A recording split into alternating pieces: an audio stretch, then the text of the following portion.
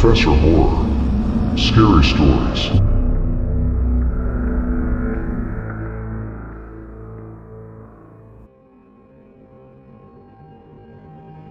I was watching my daughter's kids while she and her husband go out of town. They have a teenage daughter, let's say her name's Alyssa. At like 3 in the morning, I'm woken up by a weird rustling sound, and I look out the window and see movement. I saw a boy emerge from the bushes on the other side of the house. I saw a bike tossed on the lawn that definitely wasn't ours. My first thought was that it was a burglar casing houses, but since he looked young and came through on a bike, I figured scaring him straight would be enough for him to decide to head home. Didn't want to ruin a teenager's life by calling the cops straight away. So, I went out on the porch, flipped on the lights, and said, "Can I help you?" in my classroom voice. The guy looked surprised, but not nervous. He was wearing a Letterman-style jacket, but once I got a clear view of him in the streetlights, he seemed much older than my granddaughter, gruff, and more wiry than athletic. He walked up closer to the house and said, "Yeah, I'm looking for Alyssa."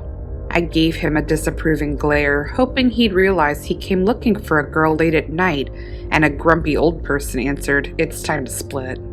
I'm thinking what must have happened is Alyssa knew her parents were going out of town, and maybe before she knew I'd be staying over, told a secret older boyfriend to come over.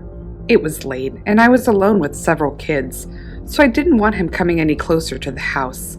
I also thought it was weird that he came so late and wanted to be sure Alyssa actually wanted to talk to him. So I said, "I'm sorry, who?"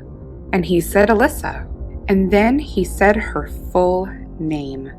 I thought, he knew her full name, so they must be at least friends. I said, "You wait there." He started to walk up. I felt a sick burning in my gut. Instincts kicked in and I yelled, "No! Stop! Freeze!" Then readjusted and said, "You stay right there. This is private property. Don't take a step closer. Wait there." So I go in and Alyssa is asleep just one room over from where the rustling first occurred. And I wake her up and say something to the effect of, "I don't know what the big idea was to have friends come over at this time of night, but you tell them to go home." She has no clue what I'm talking about. I say, "There's a guy outside asking for you." Confused, she gets up and goes to the window. She sees him and goes white as a sheet. He asked for me? Yeah. By name? Yes. Call the police. I've never seen him in my life. I called 911 immediately, but as I was on the phone with them, Alyssa started tugging at my arm. "He's coming up!" I had younger kids in the house to think about, so I kept the door latched and pulled it open just enough for the latch, and yelled, "I asked my husband and none of us know an Alyssa with that last name. Leave my property or I'm calling 911. He got angry and started yelling for her to come out. Thankfully, the police came pretty quickly, and when he heard the sirens, he grabbed the bike and ran off.